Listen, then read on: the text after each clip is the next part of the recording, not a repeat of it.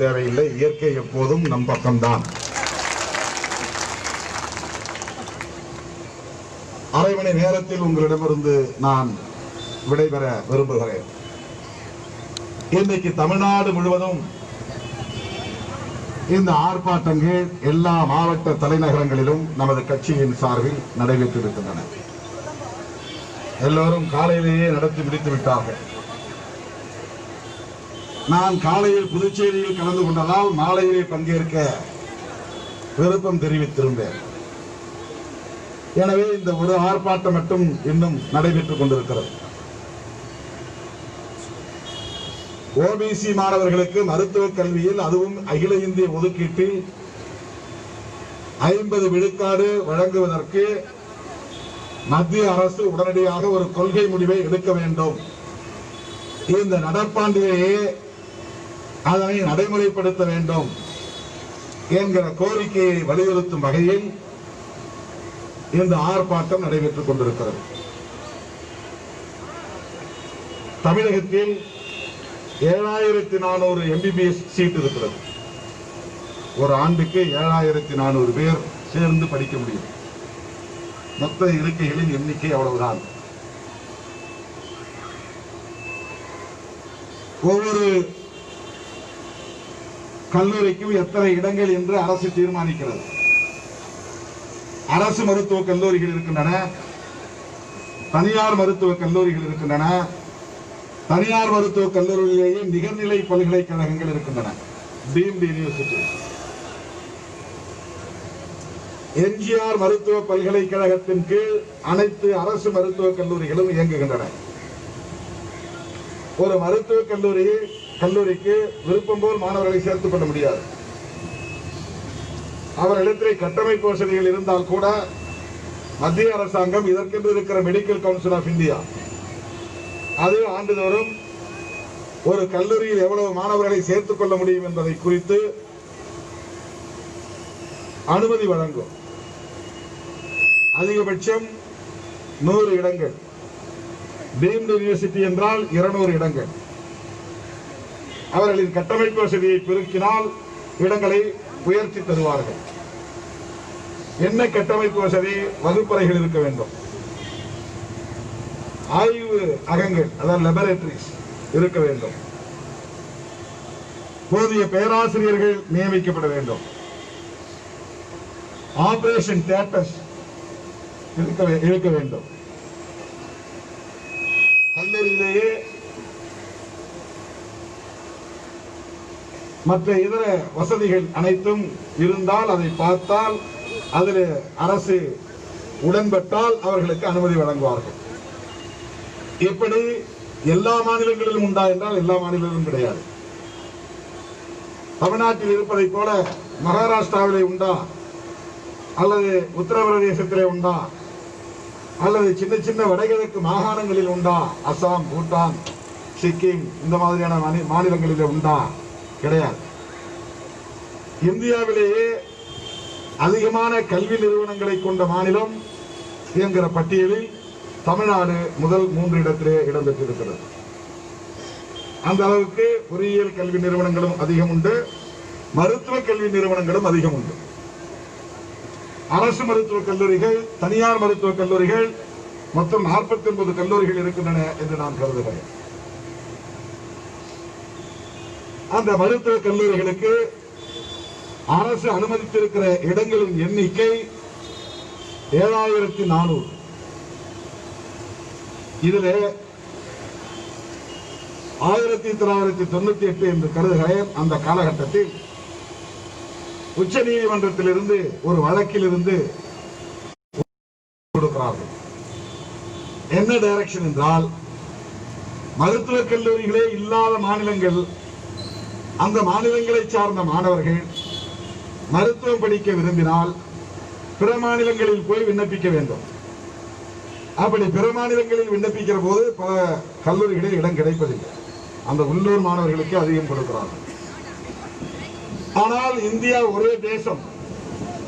வளர்ச்சியடைந்த மாநிலங்களில் மருத்துவக் கல்லூரிகள் அதிகம் இருக்கிற காரணத்தால் வளர்ச்சியடையாத மாநிலங்களில் மருத்துவக் கல்லூரிகள் இல்லாத மாநிலங்களில் இருக்கிற மாணவர்களுக்கு மருத்துவம் படிக்கிற வாய்ப்பை ஏற்படுத்தி தர வேண்டும் என்பதற்காக உச்சநீதிமன்றம் தந்த வழிகாட்டுதல் என்னவென்றால், ஒவ்வொரு மாநிலத்திலிருந்தும் எத்தனை இடங்கள் அவர்கள் வைத்திருக்கிறார்களோ அதில் 15% இடத்தை ஆல் இந்தியா கோட்டா என்கிற பெயரில் வழங்க வேண்டும். அவங்களே கொடுக்கணும், விருப்பப்பட்டு கொடுக்கணும். Voluntary, not mandatory. சட்டப்படி கொடுத்தாக வேண்டும் என்கிற கட்டாயம் இல்லை. ஒவ்வொரு மாநிலமும் மருத்துவக் கல்லூரிகளின் இருக்கைகளின் அடிப்படையில் 15% ஆல் இந்தியா கோட்டா என்கிற அகில இந்திய தொகுப்புக்கு வழங்க வேண்டும். 100 இடம் இருந்தா 15 இடம் கொடுத்துடணும். 1000 இடம்னா எவ்வளவு? 150 இடம். அப்ப 7400க்கு எவ்வளவு வருது? 7 × 150 பெருக்கிங்க. 700 7350 1050 இடங்களுக்கு மேல வருது. அப்போ ஒரு 1050 இடங்கள் அகில இந்திய கோட்டாவுக்காக தமிழ்நாட்டு மாணவர்கள் மருத்துவக் கல்லூரி இடங்களில் இருந்து 1100 இடத்தை நாம் கொடுக்கிறோம் என்று சொன்னால், அந்த 1100 50% எங்க தமிழ்நாட்டு மாணவர்களுக்கே பயன்பட வேண்டும். பாருங்கள், இதுதான் தமிழக அரசுடைய கோரிக்கை, தமிழ்நாட்டு மக்களுடைய கோரிக்கை, விடுதலை சிறுத்தைகளின் கோரிக்கையும் அதுதான். அப்ப ஒரு ஆண்டுக்கு 550 இடங்கள் 50% எடுத்துக்கொண்டால் 550 இடங்கள் தமிழ்நாட்டை சார்ந்த ஓபிசி மாணவர்களுக்கு வழங்க முடியும். அதே போல பிடிஎஸ் பல் டாக்டர், அது தமிழ்நாட்டிலே மொத்தம் 29 கல்லூரிகள் இருக்கின்றன. அந்த 29 கல்லூரிகளில் 2873 சீட்ஸ் தான் மொத்தமே. பிளஸ் டூல படிக்கிறவங்க 1.5 லட்சம் பேர் பரீட்சை எழுதலாம். அதுல நீட்டுக்கு எத்தனை லட்சம் பேர் எழுதலாம் பாருங்க. 11.5 லட்சம் பேர் பிளஸ் டூல மொத்தம் எழுதுறது. அது நீட்டுக்கு எழுதுறவங்க பல லட்சம் பேர். ஆனா இருக்கிற இடம் மொத்தமே எம்பிபிஎஸ் சீட்டு 7400 தான். பிடிஎஸ் சீட்டு 2873 பிடிஎஸ் பல் டாக்டர் படிக்கிறது. அதுல 15% கோட்டா அவங்க கொடுத்தணும். அப்படின்னா அது 431 இடம். அந்த 431 இடத்துல 50%னா 216 இடம் வருது. அப்ப இந்த ஆண்டு மோடி அரசாங்கம் 50% ஓபிசி மாணவர்களுக்கு அந்த ஆல் இந்தியா கோட்டாவில் சேர்த்துக் கொள்ளலாம் என்று ஒப்புதல் தந்திருந்தால், உச்ச நீதிமன்றம் தீர்ப்பு வழங்கியிருந்தால் 550 பேர் எம்பிபிஎஸ்க்கு எக்ஸ்ட்ரா போவான். யாரு? ஓபிசி. எஸ்சியை பத்தி நான் பேசல, எஸ்டியை பத்தி பேசல. ஓபிசி மாணவர்களுக்கு 550 பேருக்கு அந்த வாய்ப்பு கிடைக்கும். பிடிஎஸ் படிக்க 216 பேருக்கு அந்த வாய்ப்பு கிடைக்கும். 216 பேருக்கு. ஆனால் கிட்டத்தட்ட ஒரு 700-800 பேருக்கான வாய்ப்பை யார் பறித்தது? இந்துக்களின் பாதுகாவலர்கள் என்று சொல்லிக் கொள்ளுகிற, பீட்டிக் கொள்ளுகிற சனாதன கும்பல் பறித்து விட்டது. தோழர்களே, ஒரு உண்மையை சொல்லுகிறேன். ஓபிசி மாணவர்கள் வஞ்சிக்கப்படுகிறார்கள் என்பதை முதலில் கண்டறிந்து அரசாங்கத்தின் கவனத்திற்கு கொண்டு போய் இதை சேர்த்த இயக்கம் விடுதலை சிறுத்தைகள் கட்சி.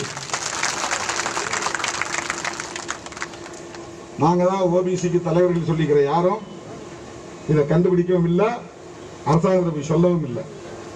இன்னும் சொல்ல போனா அந்த துறையிலே ஓபிசியை சார்ந்த ஒருவர், தமிழ்நாட்டை சார்ந்த ஒருவர் 5 ஆண்டுகள் அமைச்சராக இருந்தார், சுகாதாரத்துறை அமைச்சராக இருந்தார். அவங்களுக்கு அக்னி சக்தி போட்ட பணியின் கொடுக்கறதுல தான் கவலை, அக்கறை. அதை கொடுத்து அவங்களை எப்பவும் சாதி வெறி உள்ளவர்களாகவே வச்சுக்கணும். திருமாவளம் போஸ்டரை கிழிச்சு விடு, வால் ரைட்டிங் எதா போய் அழிச்சு விடு, கொடிகம்பம் இருந்தா போய் வெட்டி போடு. அதுக்குதான் அந்த இளைஞர்களை அவர்கள் பயன்படுத்துகிறார்கள். அவன் படிச்சு டாக்டரெல்லாம் ஆகிடக்கூடாது, பெரிய இடத்துக்கெல்லாம் போயிடக்கூடாது. இந்தியாவில் எந்த ஓபிசி தலைவரும் இதை கண்டுபிடிக்கவில்லை, இந்த கோரிக்கை எழுப்பவில்லை. முதலாக இதை கண்டறிந்து இந்த கோரிக்கை எழுப்பிய இயக்கம் இந்தியாவிலேயே விடுதலை சிறுத்தைகள் கட்சி மட்டும்தான். அடித்து சொல்லுவோம்.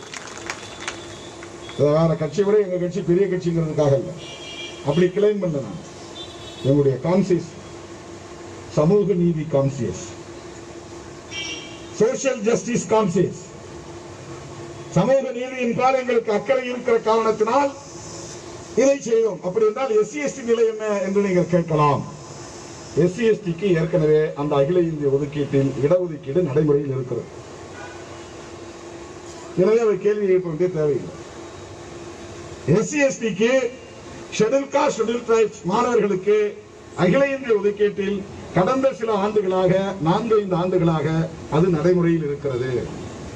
ஏற்கனவே அது வஞ்சிக்கப்பட்டது. அதன் பிறகு எஸ்சி எஸ்டிக்கு கொண்டு வந்துட்டாங்க. ஆல் இந்தியா கோட்டாவில் எஸ்சி எஸ்டிக்கு ரிசர்வேஷன் இருக்கு, ஓபிசிக்கு இல்லை. ஓபிசிக்கு இல்லாதனால போய் கேட்டோம். நாம என்ன கேட்டோம்னா, மண்டல் கமிஷன் பரிந்துரையின்படி 27% கொடுக்குறாங்க. எஸ்சி எஸ்டிக்கு 15% கொடுக்குறீங்க, எஸ்டிக்கு 7.5%. மண்டல் பரிந்துரைப்படி ஓபிசிக்கு 27%. ஓபிசினா இங்க இருக்கிற பிசி எம்பிசி ரெண்டும் சேர்ந்து தான் ஓபிசி. தமிழ்நாட்டில் தான் எம்பிசின்னு ஒன்று இருக்கு, வேற மாநிலத்தில் எம்பிசின்னு ஒன்று கிடையாது. எம்பிசி பிசி ரெண்டுக்கும் சேர்ந்து தான் ஓபிசின்னு பேரு, அதர் பேக்வர்ட் கிளாஸஸ். அதுக்கு என்ன இன்னொரு அர்த்தம்னா, அப்ப ஒரிஜினலி பேக்வர்ட் கிளாஸ் யாருன்னா எஸ்சி எஸ்டி தான் originally backward class according to the constitution. இவங்க பேக்வர்ட் கிளாஸ் என்று இருப்பதால அவங்கள அதர் பேக்வர்ட் கிளாஸ் அப்படின்னு சொல்றாங்க. ஷெட்யூல்டு பேக்வர்ட் கிளாஸ் தான் இவங்களை சொல்லணும். பட்டியல்படுத்தப்பட்ட பிசி ஷெட்யூல்டு பேக்வர்ட் கிளாஸ் தான் சொல்லணும். அவங்கள ட்ரைபல் பேக்வர்ட் கிளாஸ் சொல்லணும். அதான் கரெக்ட். இவங்களை எஸ்சி எஸ்டி ஒதுக்கி தனி பேரோட விட்டாங்க. அப்போ அதர் பேக்வர்ட் கிளாஸ் என்றால் எம்பிசி பிசி ரெண்டும் சேர்ந்து. இவங்களுக்கு இடஒதுக்கீடு இல்லை ஆல் இந்தியா கோட்டாவில். இதை நம்ம கேட்டோம், அது செய்தியாச்சு. தமிழ்நாட்டில் இருக்கிற எல்லா கட்சிகளும், திமுக உள்ளிட்ட எல்லா கட்சிகளும் இந்த கோரிக்கையை வைத்தன. அதே போல நாம் உச்சநீதிமன்றத்தில் வழக்கு தொடுத்தோம். திமுக உள்ளிட்ட நம்முடைய தோழமை கட்சிகளை சார்ந்தவர்களும் வழக்கு தொடுத்தார்கள். உச்சநீதிமன்றம் இந்த வழக்கை நாங்கள் நடத்த மாட்டோம் என்று சொல்லிவிட்டது. உயர்நீதிமன்றம் செல்லுங்கள் என்று வழிகாட்டியது. அப்படி உயர்நீதிமன்றத்திற்கு வந்த நிலையில் நாம் அந்த வழக்கை இங்கே நடத்த முடியவில்லை. திமுக தான் அந்த வழக்கை இங்கே நடத்தியது. திமுக தான் 50% கொடுக்கணுங்கிற கோரிக்கை வச்சது அந்த வழக்கில்.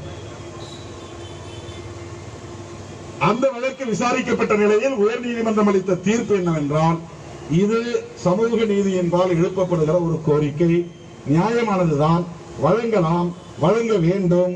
3 மாத கால அவகாசம் தருகிறோம். அந்த 3 மாத காலத்திற்குள்ளாக மத்திய அரசு இது தொடர்பாக ஒரு கொள்கை முடிவெடுத்து சட்டம் இயற்றி நடைமுறைப்படுத்த வேண்டும். உயர்நீதிமன்றம் அளித்த தீர்ப்பு. தமிழக அரசு 3 மாதம் வரையிலும் சும்மா இருந்தது. காலம் கடந்த பிறகு சுப்ரீம் கோர்ட்டு போனது. இந்த ஆண்டு இதை நடைமுறைப்படுத்துங்கள் 50%. அதுதான் இப்ப சுப்ரீம் கோர்ட்ல வழக்கு நடந்தது. அந்த வழக்குக்கான தீர்ப்பு தான் 4-5 நாளுக்கு முன்னால வந்தது.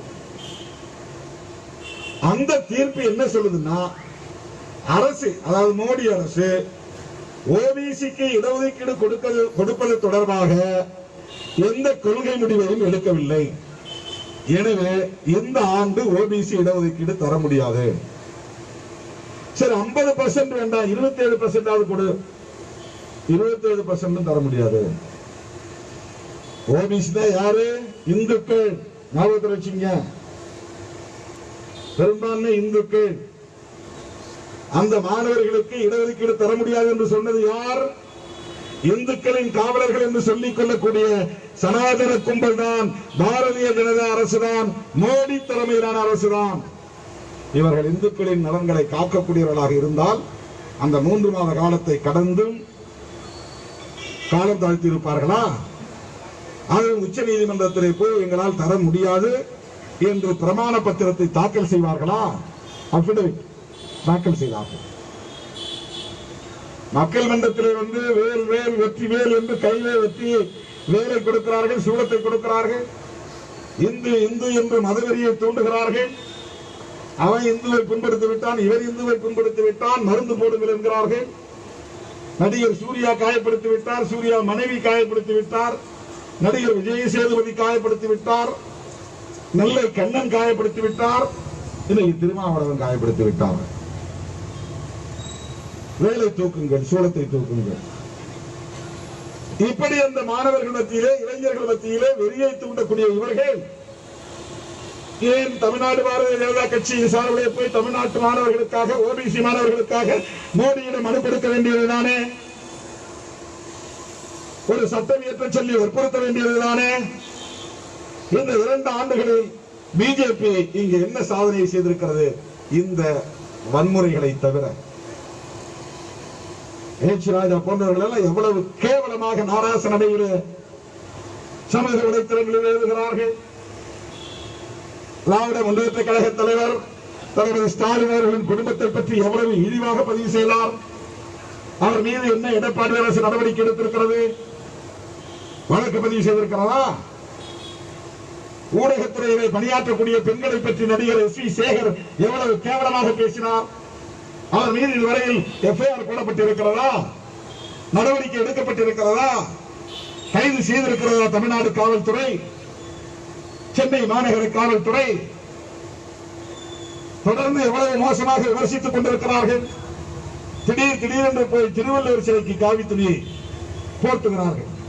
பெரியார் சிலையிலே காவி சாயத்தை ஊற்றுகிறார்கள். அம்பேத்கர் சிலையிலே காவி சாயத்தை ஊற்றுகிறார்கள். இதுதான் பிஜேபியின் சோசியல் சர்வீஸா? இதுதான் சமூக தொண்டா? இதுதான் அந்த மக்களின் நலன்களை பாதுகாக்கிற செயல்களா? எப்படியாவது இங்கே மதவெறியை தூண்டிவிட்டு மத அடிப்படையில் மக்களை பிளவுபடுத்தி அரசியல் ஆதாயம் தேடலாம் என்று கனவு காணுகிறார்கள். அவர்களுக்கு விடுதலை சிறுத்தைகளின் சார்பில் சொல்லிக்கொள்ள கடமைப்பட்டிருக்கிறோம். நீங்கள் என்ன உத்திகளை கையாண்டாலும், என்ன சூது சூழ்ச்சிகளை கையாண்டாலும், எவ்வளவு வன்முறை வெளியாட்டத்தை நீங்கள் தூண்டிவிட்டாலும் தமிழ்நாட்டில் உங்கள் கனவு பலிக்காது, உங்கள் ஜம்பம் பலிக்காது என்பதை தெரிவித்துக் கொள்ள கடமைப்பட்டிருக்கிறோம். ஆணவத்தோடு சொல்லவில்லை, ரியாலிட்டி அதுதான், கிரவுண்ட் ரியாலிட்டி அதுதான். வடமாநிலங்களிலே நீங்கள் பரப்பியதை போல வன்முறைகளை தூண்டிவிட்டு, மதவெறியை தூண்டிவிட்டு இங்குள்ள மக்களை மாய்மாலத்தில் வீழ்த்திவிடலாம் என்று கனவு காணாதீர்கள். தமிழ்நாட்டில் விவரம் அறிந்தவர்கள், சமூக நீதி உணர்வாளர்கள், இது பெரியார் மண் என்பதை மறந்து விடாதீர்கள். சமூக நீதிக்கான மண். ஓபிசி ரிசர்வேஷன் சம்பந்தமாக இதுவரை ஒரு வார்த்தை கூட நீங்கள் பேசவில்லை. இந்த ஆண்டு மாணவர்களுக்கு 550 பேர் எம்பிபிஎஸ் பறிபோகிறது, 280 பேர் பிடிஎஸ் பறிபோகிறது. இவர்களுக்கெல்லாம் நீங்கள் இந்த இடஒதுக்கீட்டை மீட்டு தருவதற்கு என்ன புத்தியை வைத்திருக்கிறீர்கள்? என்ன போராட்டத்தை நடத்தி இருக்கிறீர்கள்? திருமாவளவனை கைது செய்ய என்பதற்கு நாடே பெண்களை தூண்டிவிடுகிறீர்கள், போராட்டங்களை நடத்துகிறீர்கள், காலாவதியானவர்களை எல்லாம் களத்தில் இறக்கி விடுகிறீர்கள். ஸ்பென் போர்சஸ், ஆங்கிலத்திலே சொல்வார்கள் ஸ்பென் போர்சஸ். அவங்க ஃபீல்ட்ல அவங்க ரிட்டையர் ஆன பிறகு வேற ஏதாவது ஒரு ஃபீல்டை எடுத்துக்கோங்க, வரட்டும். அவங்க ஃபீல்ட்ல அவங்க எக்ஸ்பர்ட் தான், நமக்கு ஒன்றும் தெரியாது. சினிமாவை பத்தி என்ன கேட்டா எனக்கு என்ன தெரியும்? எனக்கு ஒன்றும் தெரியாது.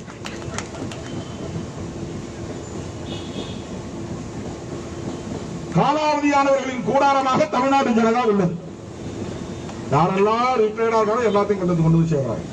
Retired IPS, retired IAS, retired actor, retired actress, அது ஒரு ரிட்டையரிங் ரூம் மாதிரி இருக்கு. காலாவதியானவர்களின் கூடாரம் தமிழ்நாடு பாரதிய ஜனதா கட்சி. அவர்களை வைத்துக் கொண்டு இங்கே வன்முறையை தூண்டிவிட்டு, மதவெறியை தூண்டிவிட்டு அரசியல் ஆதாயம் தேடலாம் என்று கணக்கு போடுகிறார்கள். சரி, அது உங்கள் விருப்பம், எது வேண்டுமானாலும் செய்யுங்கள். சமூக நீதி தொடர்பாக உங்கள் நிலைப்பாடு என்ன சொல்லுங்கள். இடஒதுக்கீடு தொடர்பாக உங்கள் நிலைப்பாடு என்ன சொல்லுங்கள். குறிப்பாக இந்த மருத்துவ கல்வியிலே அகில இந்திய ஒதுக்கீட்டிலே ஓபிசி மாணவர்களுக்கான இடஒதுக்கீடு தொடர்பாக நீங்கள் என்ன நிலைப்பாட்டை எடுத்திருக்கிறீர்கள்? உச்ச நீதிமன்றத்திலே மோடி அரசு தரப்பில் சொல்லப்பட்ட அந்த பிரமாண வாக்குமூலத்தில் பிரமாண பத்திரத்தில் சொல்லப்பட்ட கருத்துக்கு உங்களுக்கு உடன்பாடு உண்டா அல்லது மறுக்கிறீர்களா? சொல்லுங்க. சொல்ல முடியாது. ஏன்னா சமூக நீதி பத்தி அவங்களுக்கு தெரியாது. வேல்முருகனை பத்தி தெரியும். வெற்றி வேல் வேற வேல் என்று சொல்லுவார்கள். திரிசூலத்தை பத்தி தெரியும். வேற யாராவது அவங்க சொல்லி தர்றது கிடையாது. சோசியல் ஜஸ்டிஸ் வரலாறு தெரியுமா? தெரியாது. சோசியல் ஜஸ்டிஸ் என்கிற இந்த ஒரு கோட்பாடு இல்லை என்றால் நீயும் நானும் உண்டா? பெண்கள் படிக்க முடியுமா? ஒடுக்கப்பட்டவர்கள், பூர்வீக குடிகள், இந்த மண்ணின் மைந்தர்கள் தலை நிமிர முடியுமா? பல்கலைக்கழகங்களில் அடியெடுத்து வைத்திருக்க முடியுமா? நீதிமன்றத்தில் அடியெடுத்து வைத்திருக்க முடியுமா? காலம் காலமாக கல்வி மறுக்கப்பட்டு எவ்வளவு ஒடுக்குமுறைக்கு உள்ளாக்கப்பட்டிருந்த சமூகம் இன்றைக்கு தலைநிமிர்ந்து நிற்கிறது என்று சொன்னால் சோசியல் ஜஸ்டிஸ் என்ற சமூக நீதிதான் அதற்கு அடிப்படை காரணம். வேற எந்த தர்மமும் காரணம் அல்ல. ஆகவே ஓபிசி ரிசர்வேஷன் பறிக்கப்படுகிறது. ஒரு வாரத்திற்கு முன்பு நாம் ஒரு போராட்டம் நடத்தினோம். IBPS என்று ஒரு அமைப்பு இருக்கிறது. அது ப்ரொபேஷனரி ஆபீசர்ஸ் தொடர்பாக வங்கி அலுவலர்களை தேர்வு செய்யக்கூடிய ஒரு தேர்வு நடத்தும் நிறுவனம். அது ஒரு அறிவிப்பை செய்திருந்தது. State Bank of India, State Bank of Maharashtra, Canara bank, இந்த மாதிரியான வங்கிகளில் ப்ரொபேஷனரி ஆபீசர்ஸ் என்கிற வேலைக்கு ஆள் எடுப்பதற்கு 1417 இடம் காலியாக இருக்கிறது. இந்த 1417 இடத்தை எப்படி நிரப்ப போகிறோம் என்று ஒரு அறிக்கை செய்தார்கள். என்ன அறிக்கை செய்தார்கள் என்றால், எஸ்சி ரிசர்வேஷன் 15க்கு பதிலாக 13%, எஸ்டி ரிசர்வேஷன் 7.5க்கு பதிலாக 6%, அதுல 1.5% எடுத்துக்கிட்டான். இதுல 15ல 13 கொடுத்துட்டு 2% எடுக்கிறான். திருடுறான், அதுல இருந்து திருடுறான், எடுக்கிறான், பறிக்கிறான். ஓபிசி ரிசர்வேஷன்ல இருந்து 27ல இருந்து 6% எடுக்கிறான். அதுல 6, எஸ்சில 2 8, எஸ்டில 1 9, பொது கேட்டகரி ஜெனரல் கேட்டகரியில இருந்து ஒரு 0.5 ஒரு 1/2% எடுத்து 10% யாருக்கு கொடுக்கறான்னா, economically weaker sections from forward communities, முன்னேறிய சாதியில் பொருளாதாரத்தில் நலிவடைந்த பிரிவினருக்கு 10% இடஒதுக்கீட்டை தர ஓபிசி ரிசர்வேஷன்ல இருந்து 6% எடுக்கிறான். 6% எடுப்பதன் மூலம் 81 பேருடைய வாய்ப்பு பறிபோகிறது. ஓபிசில இருந்து 81 பேர் ப்ரொபேஷனரி ஆபீசர் ஆகக்கூடிய வாய்ப்பு பறிக்கப்படுகிறது. இதையும் முதலில் கண்டறிந்து இதற்காக போராட்டம் நடத்திய இயக்கம் விடுதலை சிறுத்தைகள் கட்சி. தோழர்களே, அகில இந்திய அளவில் இந்த இடஒதுக்கீட்டை பறித்ததை கண்டித்து வீதிக்கு வந்து மக்களை திரட்டி இப்படி அடிவயிறு வலிக்க கத்தி போராட்டம் நடத்திய இயக்கம் விடுதலை சிறுத்தைகள் கட்சி மட்டும்தான் இந்தியாவிலேயே. நான் அன்னைக்கு பாண்டிச்சேரியில் கலந்துட்டேன். இன்னைக்கு திருப்பி அவன் மறு நோட்டீஸ் அனுப்பிச்சிருக்கான். என்ன பண்ணிருக்காங்கன்னா, உங்கள்ட்ட இருந்து பரிச்சை கூட நான் எடுத்து திருப்பி கொடுத்துறேன் அப்படின்னு 115 இடத்தை மறுபடியும் கொடுத்தான். இப்ப ஓபிசி மாணவர்களுக்கு 81 இடங்களை மீட்டு தந்த இயக்கம் எது? விடுதலை சிறுத்தைகள் கட்சி. எஸ்சி எஸ்டிக்கும் இடங்களை மீட்டு கொடுத்து எதிர அவன் எடுத்திருக்கான்னா, ஜெனரல் கேட்டகரியில இருந்தா எடுக்கிறான். 50% ஜெனரல் கேட்டகரி, அதை கை வைக்க கூடாது. 50 தூக்கி அப்படி வச்சிரு. மிச்சம் 50ல எஸ்சிக்கு 15, எஸ்டிக்கு 7.5, ஓபிசிக்கு 27. இதான் 50% கணக்கு. இது ஆல் இந்தியா இன்ஸ்டிடியூஷன்ஸ், பொதுத்துறை வங்கிகள், அகில இந்திய அரசாங்க கட்டுப்பாட்டில் இருக்கக்கூடிய துறைகள், இதுல வேலை வாய்ப்புக்கு இந்த சதவீதம் 15% தான் எஸ்சிக்கு சென்ட்ரல் கவர்மெண்ட். ஸ்டேட் கவர்மெண்ட்ல 18. அதை போட்டு நீங்க குழப்பிக்க கூடாது. ஸ்டேட் பாப்புலேஷன் அடிப்படையில் ஸ்டேட் கவர்மெண்ட் கோட்டாங்கிறது 18%. ஆல் இந்தியா கோட்டாங்கிறது, ஆல் இந்தியா ரிசர்வேஷன் எஸ்சிக்கு 15 தான். இங்க எஸ்டிக்கு 1%. அகில இந்திய அளவில் எஸ்டிக்கு ட்ரைபலுக்கு 7.5%. ஆனா இதெல்லாம் எந்த மக்கள் தொகை கணக்கெடுப்பின் அடிப்படையில் கொடுக்கப்படுகிறது என்றால் 1971 எடுத்த கணக்கெடுப்பு. 30 வருஷத்துக்கு பிறகு 2011 ஒரு கணக்கெடுப்பு நடத்திருக்கான். அந்த கணக்கெடுப்பின்படி பார்த்தா எஸ்சிக்கு மட்டும் 21% கொடுக்கணும். தமிழ்நாட்டில் கிடையாது. அகில இந்திய அளவில் 25% கொடுக்கணும். இல்ல, எஸ்டிக்கு கிட்டத்தட்ட 8.25%, 9% கொடுக்கணும். 1971 பாப்புலேஷன் அந்த சென்சஸ் அடிப்படையில் இடஒதுக்கீட்டை இன்னைக்கு நடைமுறைப்படுத்துகிறது. இதுவே பெரிய ஹம்பக், இதுவே பெரிய ஏமாற்று வேலை, இதுவே பெரிய மோசடி. இதெல்லாம் கடந்து நாம் நிற்கிறோம். ஆகவே அந்த வங்கி அலுவலர் தேர்வுகளில் பறிக்கப்பட்ட இடஒதுக்கீட்டை மீட்டு பெற்ற இயக்கம், போராடி மீட்டு பெற்ற இயக்கம் விடுதலை சிறுத்தைகள் கட்சி. இன்னைக்கு இந்த ஓபிசி மாணவர்களுக்கான இடஒதுக்கீட்டை அரசு உடனடியாக கொள்கை முடிவெடுக்க வேண்டும் என்று வலியுறுத்தி தமிழ்நாடு முழுவதும் போராட்டம் நடத்தியிருக்கிற இயக்கம் இந்தியாவிலேயே விடுதலை சிறுத்தைகள் கட்சி மட்டும்தான். தமிழ்நாடு முழுவதும் நடத்துறோம். ஆனா இந்தியாவில் ஒரே கட்சி, வேற யாரும் இது நடத்தல. அறிக்கை விட்டு இருக்கலாம், யாரும் போராட்டம் நடத்தல. நாம் என்ன சொல்றோம்னா, இது மேண்டேட்டரி அல்ல. மேண்டேட்டரினா சட்டப்பூர்வமா தரக்கூடிய ஒன்று அல்ல. இது வாலண்டரி தான். விரும்பினால் கொடுக்கலாம், இல்லைன்னா கொடுக்க வேண்டியது. நான் மாண்புமிகு முதலமைச்சர் எடப்பாடி பழனிசாமி அவர்களை பார்த்து கேட்கிறேன், இந்த ஆண்டு நாங்க ஆல் இந்தியா கோட்டா தர முடியாது என்று சொல்லுங்கள், துணிச்சலாக சொல்லுங்கள். 15% இடஒதுக்கீட்டை ஆல் இந்தியா கோட்டாவுக்கு தரமாட்டோம், 100% நாங்கள் தமிழ்நாட்டிலேயே பயன்படுத்திக் கொள்வோம் என்று ஏன் முதலமைச்சர் எடப்பாடி பழனிசாமி அவர்கள் அறிவிக்க கூடாது? என்னுடைய பகிரங்கமான வேண்டுகோள். அவங்கிட்ட 15% கொடுத்துட்டு அப்புறம் நீங்க ஏன் தொங்கிட்டு இருக்கீங்க? This is not mandatory, only voluntary. Supreme Court direction. இதுக்கு ஒன்றும் பயப்பட வேண்டிய அவசியம் இல்லை. ஆனா எடப்பாடி செய்ய மாட்டார். இவர் very obedient student for Modi. அவர் ரொம்ப கட்டுப்பாடா இருக்கக்கூடிய, எஜமானருக்கு கட்டுப்பட்டு செயல்படக்கூடியவராக இருக்கிறார். துணிச்சலா சொல்லலாமே. ஓபிசி மட்டுமல்ல, ஆல் இந்தியா கோட்டா இந்த இடஒதுக்கீடு 100% எங்களுக்கு தேவை, தர முடியாது. அதனால எஸ்சி பாதிக்கப்பட போறதில்லை. 7400 சீட்டும் தமிழ்நாட்டில் இருக்கக்கூடிய மாணவர்களுக்கு அகில இந்திய கோட்டாவுக்கு தர முடியாதுன்னு சொன்னா உங்களை என்ன 356 வச்சு ஆட்சி கழித்தர முடியுமா? இது வாலண்டரி தானே.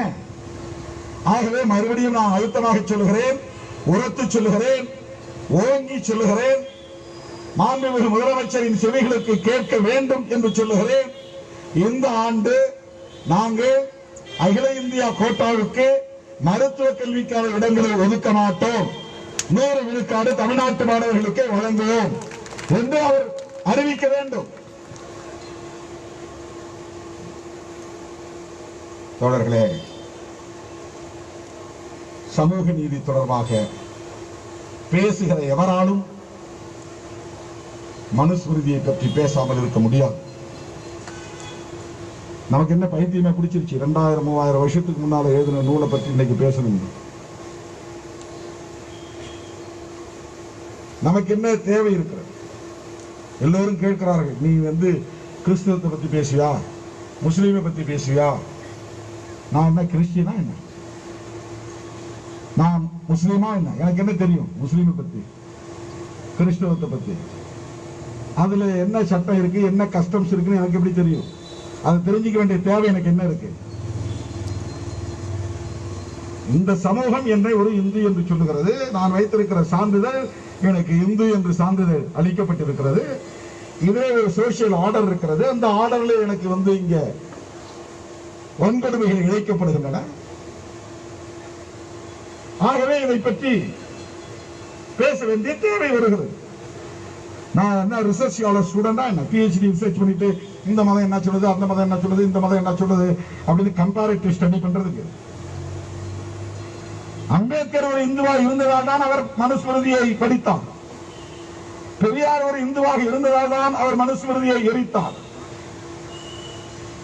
மகாத்மா ஜோதிராவ் பூலே ஒரு இந்துவாக இருந்ததால் தான் அவர் மனுஸ்மிருதியை பற்றி விமர்சனம் செய்தார். எல்லோரும் இந்த காலத்தில் முன்னோர்கள் செய்த போராட்டங்கள் ஒன்றும் விடுதலை சிறுத்தைகள் புதிதாக பேசவில்லை. கொச்சைப்படுத்த வேண்டும் என்பதல்ல நம்முடைய நோக்கம். இந்தியாவிலேயே பெண்களுக்கு 50 விழுக்காடு இடஒதுக்கீடு வேண்டும் என்று கேட்கிற ஒரு இயக்கம் விடுதலை சிறுத்தைகள் கட்சி.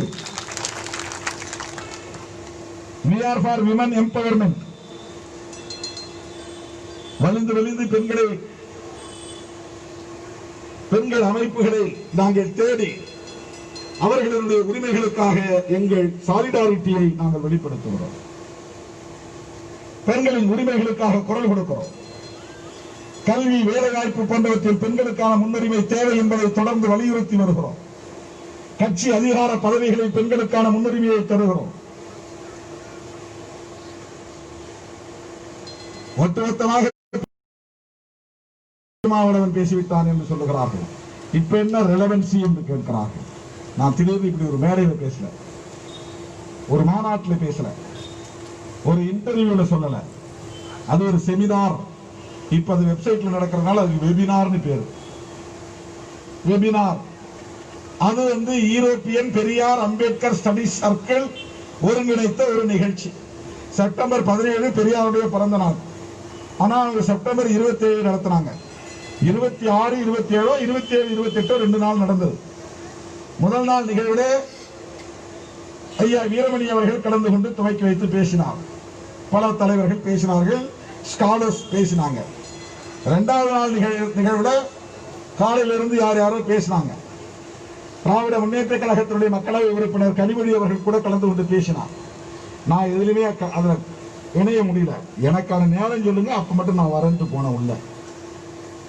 அதுக்கு முன்னாடி பேசியதை நான் கேட்கவில்லை. எனக்கு பின்னாடி யார் பேசினார் என்பது எனக்கு தெரியாது. அவர்கள் இன்விடேஷன்ல என் பேர் எங்க போட்டிருக்காங்கன்னு தெரியாது. எனக்கு என்ன தலைப்புன்னு கூட நான் பார்க்கல. அந்த நேரம் போன் பண்ணி நான் என்ன தலைப்புல பேசணும்னு கேட்டேன். அப்ப அவர் சொன்னாரு, அதான் பெரியார் அண்ட் இந்தியன் பாலிடிக்ஸ். அது வாஸ்ட் சப்ஜெக்டாக ஸ்பெசிபிக்கா என்ன பேசணும், பெரியார் அண்ட் சோசியல் ஜஸ்டிஸ் பேசுங்க, இல்ல பெரியார் அண்ட் ஃபெமினிசம் பேசுங்க, இதான் சொன்னாங்க. எனக்கு இந்த ப்ரிப்பரேஷன் பண்ற வழக்கம்லாம் கிடையாது. குறிப்பெடுத்து வச்சுட்டு பேசுற வழக்கம் எனக்கு கிடையாது. நான் பாட்டுக்கு எக்ஸ்ட்ரா பேசினேன். அப்ப ஒரு இன்டர்பிரேஷன், அவ்வளவுதான். அது ஒரு விளக்கம். அனுஸ்மிருதி சமஸ்கிருதத்தில் எழுதப்பட்டது, பல மொழிகளில் மொழியாக்கம் செய்யப்பட்டிருக்கிறது. தமிழிலும் இருக்கிறது, ஆங்கிலத்திலும் இருக்கிறது. புரட்சியாளர் அம்பேத்கர் அவர்களை பொறுத்தவரையில் இந்த ஒரிஜினல் சோர்ஸ் என்னன்னு தான் பார்ப்பாரு. ஒரிஜினல் ரிசோர்ஸ் என்னன்னு தான் பார்ப்பாரு. அதுக்காகவே அவர் சமஸ்கிருதம் படிச்சார். சமஸ்கிருதம் படித்து சமஸ்கிருத நூல்களை கற்றவர். இதுதான் வேற எந்த தலைவருக்கு இல்லாத சிறப்பு புரட்சியாளர் அம்பேத்கருக்கு உள்ள சிறப்பு. அவர் டிரான்ஸ்லேஷனை படிச்சுட்டு அதோட அப்படி நின்ற ஆளு கிடையாது. அவருடைய ஒரிஜினல் சோர்ஸ் என்னன்னு தேடிட்டே போவார். அப்ப அது இன்னொரு மொழியில இருக்குன்னா அதை படிச்சாகணும். அதுக்காக சான்ஸ்கிரிட்டை கத்துக்கிட்டார். வடமொழி கத்துக்கிட்டவங்களுக்கு, இந்தி மராத்தி கத்துக்கிட்டவங்களுக்கு சான்ஸ்கிரிட் படிக்கிறது ஈஸி. ஏன்னா சான்ஸ்கிரிட்டுக்கு ஸ்கிரிப்ட் கிடையாது, எழுத்து கிடையாது. அதுக்கு தேவநாகரி ஸ்கிரிப்ட்னு ஒரு இந்தி எழுத்து தான் அவங்க பயன்படுத்துறாங்க. அது கிட்டத்தட்ட அரபு மொழி தான். அரபுக்கான ஸ்கிரிப்ட் தான். உருது தான் அங்க இருக்கும் பெரும்பாலும். உருதுவும் அதுவும் கிட்டத்தட்ட ஒரே மாதிரி இருக்கும். தேவநாகரி ஸ்கிரிப்ட்னு அதை சொல்றாங்க. அதனால அதை படிக்கிறது ஈஸி. மராத்தி படிச்சவங்க ஹிந்தி படிப்பாங்க ஈஸியா, ஹிந்தி படிக்கிறவங்க உருது ஈஸியா படிப்பாங்க. இதெல்லாம் கத்துக்கிட்டவங்க சான்ஸ்கிரிட்டையும் ஈஸியா படிக்க முடியும். புரட்சியாளர் அம்பேத்கர் அவர்களுக்கு சமஸ்கிருதம் படிப்பதிலே பெரிய சிக்கல் எழவில்லை. படித்தார், ஆத்திரப்பட்டார், நீதிக்கு வந்தார். 1927 டிசம்பர் 25 அதை தீயிட்டு கொளுத்தினார். ஏன் கொளுத்தினார்னு படிங்க. அம்பேத்கருக்கு பயந்து கொண்டாடுறீங்களா? அம்பேத்கர் இந்துக்களின் தலைவர் என்று சொல்லுகிறீர்கள் அல்லவா? அவர் கிறிஸ்தவத்தை தேர்வு செய்யல, அவர் இஸ்லாத்தை தேர்வு செய்யல. அதெல்லாம் விதேசி மதங்கள். பௌத்தங்கிறது சுதேசி மதம், இந்தியாவில் தோன்றிய மதம், இந்து மதத்தில் ஒரு கிளை. அதனால்தான் புரட்சியாளர் அம்பேத்கர் அவர்கள் பௌத்தத்தை தேர்ந்தெடுத்தார். அவர் எந்த இடத்திலும் இந்து மக்களை குறை சொல்லவில்லை. இது எவ்வளவு பெரிய அந்த புழுகு, ஆகாச புழுகு. இந்தியாவிலே சனாதனத்தை எதிர்த்து தனது இறுதி மூச்சு வரையில் மூர்க்கமாக எதிர்த்த ஒரு போராளி உண்டு என்றால் அது புரட்சியாளர் அம்பேத்கர் அவர்கள்.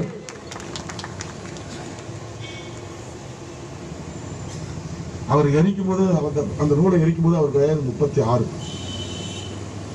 அதுக்கு 10 வருஷத்துக்கு முன்னாடியே கொலம்பியா பல்கலைக்கழகத்தில் படிச்சுட்டு இருக்கும் போது 25 வயசுலேயே அவர் இந்தியாவில் சாதிகள் ஒரு பெரிய அனாலிசிஸ் புத்தகத்தை எழுதி வெளியிட்டு இருக்கார். அதையாவது முதல்ல சனாதன சக்திகள் படிச்சு பார்க்கணும். அந்த புத்தகத்தை படிங்க. இல்லைன்னா அனிகிலேஷன் ஆஃப் காஸ்ட், புரட்சியாளர் அம்பேத்கர் எழுதிய சாதி ஒழிப்புங்கிற நூலை படிச்சு பாருங்க.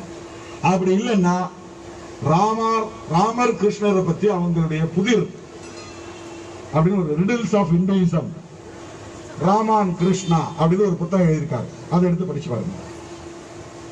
படிச்சுட்டு அப்புறம் வாங்க. ஏன்னா நான் அம்பேத்கரின் பிள்ளை, பெரியாரின் மாணவன், அவ்வளவுதான் என்னுடைய தகுதி. அம்பேத்கரின் பிள்ளை, பெரியாரின் மாணவன், பெரியாரின் பிள்ளை, அம்பேத்கரின் மாணவன்.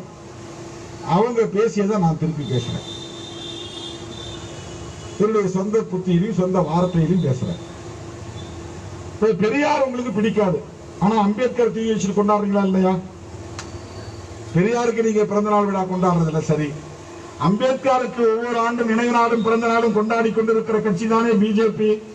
அம்பேத்கர் ஜெயந்தி அப்படி என்றால் அவர் 1927 டிசம்பர் 25ஆம் தேதி மனுஸ்மிருதியை ஏன் கொடுக்கிறார், அதை மட்டும் படித்து விட்டு பேசுங்க.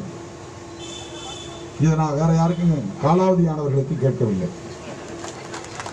ரொம்ப சீனியர் லீடர்ஸ் இன் பிஜேபி படிச்சுட்டு சொல்லுங்க.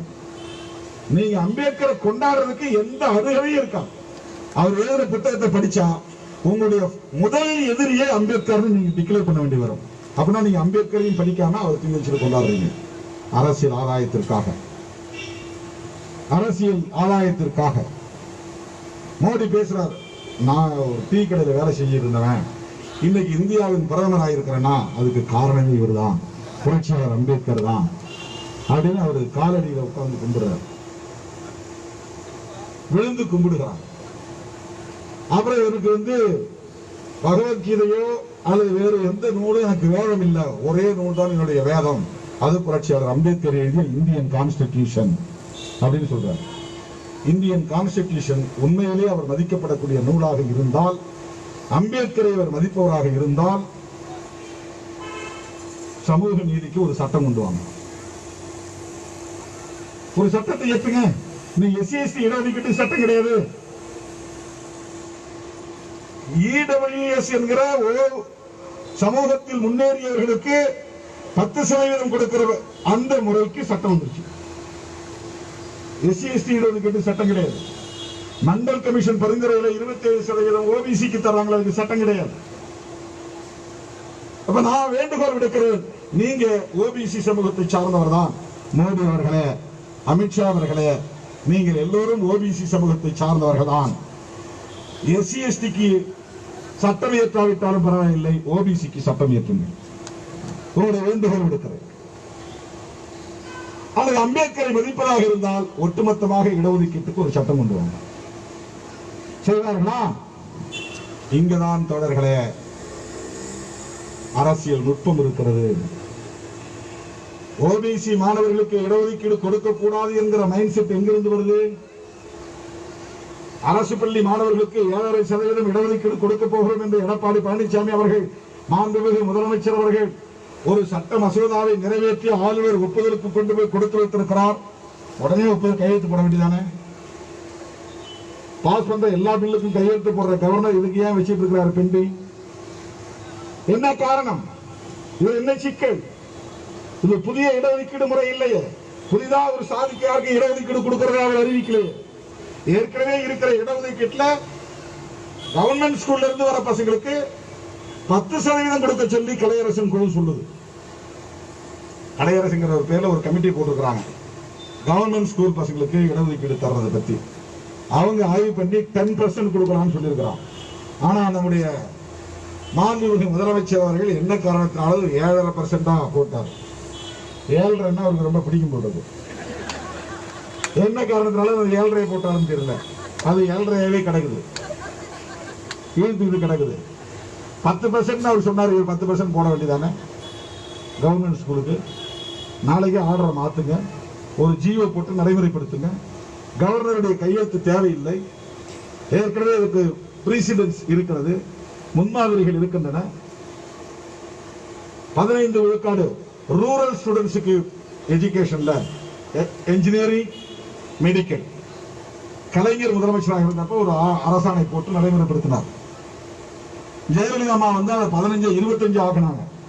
ஒருத்தன் கோர்ட்டு போயிட்டான், அர்பன்ல ஸ்கூல் நடத்துறவன். அதுல தடை விதிக்கப்பட்டது. அதுக்கப்புறம் ஜெயலலிதா அம்மா வந்து அப்பீலுக்கே போகல, அப்படியே போட்டாங்க கிடப்புல.